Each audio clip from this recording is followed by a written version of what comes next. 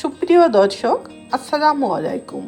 ইতিমধ্যে শীতের আনাগোনা কিন্তু শুরু হয়ে গিয়েছে, আর বাজারে কিন্তু শীতের শাকসবজির পাশাপাশি জলপাইটাও খুব দেখা যাচ্ছে। তাই আমার আজকের রেসিপিতে থাকছে জিভে জল আনার মতো দারুণ মজার একটা জলপাইয়ের আচার। তাহলে চলুন দেখে নিই আমাদের আজকের রেসিপি। আচার তৈরি করার জন্য আমি এখানে জলপাই নিয়েছি 1 কেজি। জলপাইটাকে আমি খুব ভালো করে ধুয়ে নিয়েছি। এখন এই জলপাইটা আমি সিদ্ধ করে নেব। জলপাইটা সিদ্ধ করার জন্য আমি আগেই পরিমাণ মতো পানি গরম করতে দিয়েছি। পানিটাও বেশ একটু গরম হয়ে উঠেছে। এখন আমি এর ভেতরে জলপাইটা দিয়ে দিচ্ছি।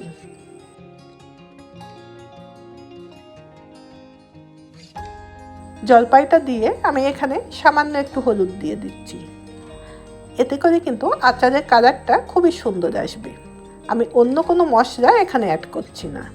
এখন জলপাইটা সিদ্ধ হওয়া পর্যন্ত আমি অপেক্ষা করছি। প্রায় 15 মিনিট সময় ধরে আমি এটা সিদ্ধ করে নিয়েছি। এখন দেখতেই পাচ্ছেন একটু চাপ দিলেই জলপাইটা ভেঙে যাচ্ছে। এবারে এই স্টিনারের সাহায্যে আমি জলপাইটা পানি ঝরিয়ে উঠিয়ে নিচ্ছি এবং এটা উঠিয়ে আমি অন্য একটা স্টিনারে রেখে দিচ্ছি, যাতে করে অতিরিক্ত পানিটা ঝরে যায়। জলপাই থেকে সমস্ত পানিটা ঝরিয়ে নিয়ে তারপর আমি ফিরে আসছি।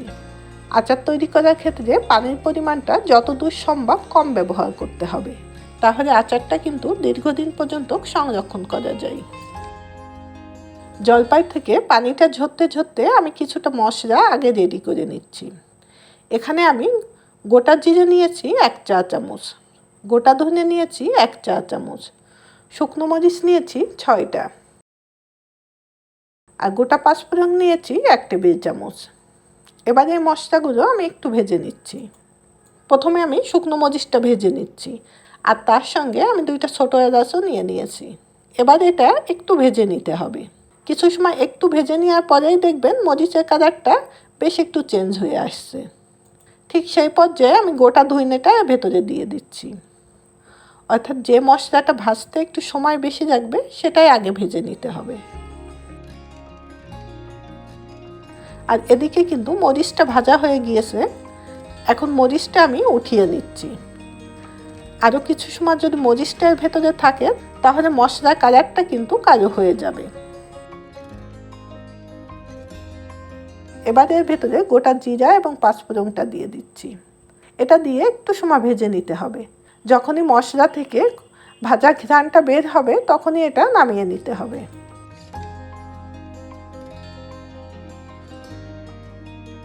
মশলাটা নামিয়ে নিয়ে এবার এটা আমি একটা ব্লেন্ডারে ব্লেন্ড করে নিচ্ছি।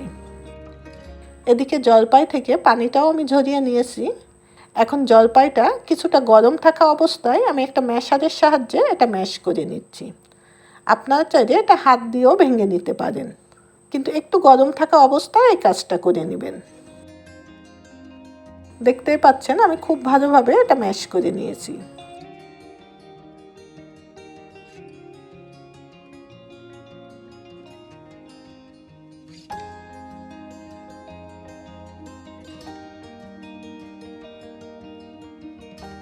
এবার আমি আচারটা তৈরি করে নিচ্ছি। এর জন্য আমি এখানে সরিষার তেল নিয়ে নিচ্ছি 1 কাপ। এখন তেলটা হালকা গরম হওয়া পর্যন্ত আমি অপেক্ষা করছি। তেলটা একটু গরম হলে এর ভেতরে শুকনো মরিচ দিয়ে দিচ্ছি 3টা, একটা তেজপাতা মাঝখান থেকে কেটে আমি দিয়ে দিচ্ছি। সঙ্গে দিয়ে দিচ্ছি 1 চা চামচ গোটা পাঁচফোড়ন। এবারে মশলাটা ভেজে নিচ্ছি। মশলা থেকে যখন ভাজা খুব সুন্দর একটা ঘ্রাণ বের হবে তখন আমি এর ভেতরে 3টা দেশি রসুন একটু থেতো করে নিয়ে এর ভেতরে দিয়ে দিচ্ছি। এটা দিয়ে কয়েক সেকেন্ড আমি একটু ভেজে নিচ্ছি। আনুমানিক 30 থেকে 35 সেকেন্ডের মতো আমি রসুনটা ভেজে নিচ্ছি। কিছু সময় একটু ভেজে নিয়ে এখন এর ভেতরে আমি জলপাইটা দিয়ে দিচ্ছি। জলপাইটা দিয়ে এটা আমি একটু ভুনে নিচ্ছি।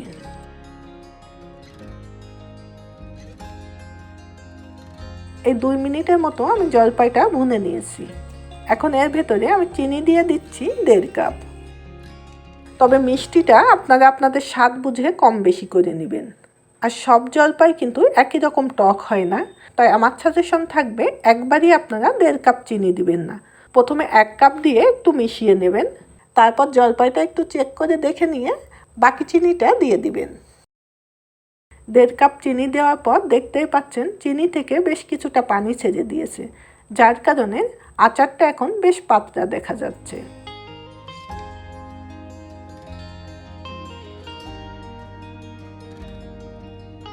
এখন আমি এর ভেতরে লবণ দিয়ে দিচ্ছি 1/2 টেবিল চামচ।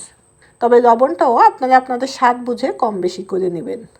আর জলপাইয়ের মিষ্টিটা চেক করবেন কিন্তু লবণটা দেওয়ার পরে। এখন এই আচার থেকে চিনির পানিটা কিছুটা শুকিয়ে আসা পর্যন্ত আমি এভাবে রান্না করে নিচ্ছি। তবে এই পর্যায়ে গ্যাসটা আমি মিডিয়ামেই রাখছি। বেশ কিছু সময় ধরে এটা রান্না করে নেওয়ার পর এখন দেখতেই পাচ্ছেন আচার থেকে চিনির পানিটা প্রায় শুকিয়ে এসেছে। এবারের ভেতরে আমি আগে থেকে যে মশলাটা ভেজে ব্লেন্ড করে রেখেছিলাম সেটা দিয়ে দিচ্ছি। আমি সবটুকু মশলাই কিন্তু এখানে দিয়ে দিয়েছি। মশলাটা দিয়ে এটা মিনিট 2 আমি একটু রান্না করে নিচ্ছি। আমি আবারও চেক করে দেখে নেব মরিচটা ঠিক আছে কিনা। মরিচটা কিছুটা কম থাকায় আমি আরও 1 চা চামচ শুকনো মরিচের পাউডার এর ভেতরে দিয়ে দিচ্ছি। চাট মশলা দিয়ে দিচ্ছি 1 চা চামচ। তবে হাতের কাছে যদি চাট মশলাটা না থাকে তাহলে বাদ দিতে পারেন। এই চাট মশলাটা দেওয়ার কারণে কিন্তু এই আচারের স্বাদটা বহুগুণে বেড়ে যাবে। আমি এখানে শুকনো মরিচের পাউডারটা ব্যবহার করেছি। আপনারা চাইলে আরও কয়েকটা মরিচ ভেজে তারপর সেটা আধা ভাঙা করেও কিন্তু এখানে দিতে পারেন। এতে করে কিন্তু আচারের স্বাদটা খুব ভালো আসে।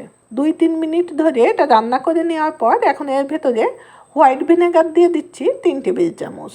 যে কোনো ধরনের আচারে কিন্তু ভিনেগারটা অবশ্যই ব্যবহার করবেন, তাহলে এটা দীর্ঘদিন পর্যন্ত সংরক্ষণ করতে পারবেন।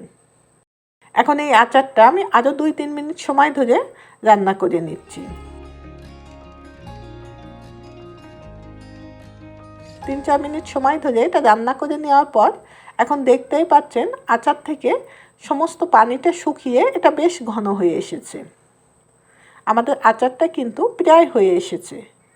এই পর্যায়ে আমি এর ভিতরে বিট লবণ দিয়ে দিচ্ছি 1 টেবিল চামচ। বিট লবণটা দিয়ে এটা আচারের সঙ্গে খুব ভালোভাবে মিশিয়ে নিতে হবে। একটু মিশিয়ে নিয়ে এখন এর ভেতরে সরিষার তেল দিয়ে দিচ্ছি 3 টেবিল চামচ। এই শেষ পর্যায়ে এসে এই সরিষার তেলটা দেওয়ার কারণে কিন্তু এই আচার থেকে খুব সুন্দর একটা খাঁটি সরিষার তেলের ঘ্রাণ বের হবে এবং এর কালারটাও কিন্তু একেবারেই চেঞ্জ হয়ে যাবে। তেলটা দিয়ে খুব বেশি সময় আমি এটা রান্না করব না। 2 মিনিটের মতো রান্না করে নিয়ে তারপর আমি গ্যাসটা বন্ধ করে দিচ্ছি। আর আচারটা ঠিক মতো হলো কিনা সেটা বোঝার জন্য যে খুন্তিটা দিয়ে আমি এটা রান্না করছি সেই খুন্তির গায়ে আমি একটু দাগ কেটে নিচ্ছি। আর দেখতেই পাচ্ছেন আমি দাগটা যেভাবে দিয়েছি ঠিক সেভাবেই আছে, অর্থাৎ এই আচারের ভেতরে আর কোনো পানি নাই। আচার থেকে কিন্তু সম্পূর্ণ পানিটা শুকিয়ে গিয়েছে। এখন গ্যাসটা আমি বন্ধ করে দিচ্ছি এবং আচারটা ঠান্ডা হওয়া পর্যন্ত আমি অপেক্ষা করছি। আর আচারটা আমি এরকম অবস্থায় নামিয়ে নিচ্ছি। এটা ঠান্ডা হওয়ার পর আরও বেশ কিছুটা ঘন হয়ে আসবে। আর আমার চ্যানেলে কিন্তু বেশ কয়েকটা আচারের রেসিপি দেওয়া আছে, আপনারা চাইলে সেগুলোও দেখে নিতে পারেন। এই ভিডিওর ডেসক্রিপশন বক্সে আমার বাকি আচারের লিঙ্কটাও দেওয়া থাকবে, চাইলে আপনারা সেখান থেকে চেক করে দেখে নিতে পারেন। এখন আচারটা ঠান্ডা হওয়ার পর আমি ফিরে এসেছি। এখন দেখতেই পাচ্ছেন আচারটা ঠান্ডা হওয়ার পর এর কালারটা কত সুন্দর এসেছে। এখন একটা এয়ারটাইট বক্স অথবা একটা কাচের বয়ামে করে এটা আপনারা দীর্ঘদিন পর্যন্ত বাহিরেই সংরক্ষণ করতে পারবেন। খুব শিগগিরই জলপাইয়ের আরও একটা আচার নিয়ে আবারও আপনাদের মাঝে ফিরে আসব। আর রেসিপিগুলো পেতে হলে আমার চ্যানেলটি অবশ্যই সাবস্ক্রাইব করতে হবে এবং সাবস্ক্রাইব বাটনের পাশে থাকা বেল আইকনটি বাজিয়ে দিবেন, তাহলে নতুন কোনো রেসিপি আপলোড করার সঙ্গে সঙ্গে আপনারা তার নোটিফিকেশন পেয়ে যাবেন। ধন্যবাদ এত সময় আমাদের সঙ্গে থাকার জন্য। আবারও দেখা হবে নতুন কোনো রেসিপির সঙ্গে।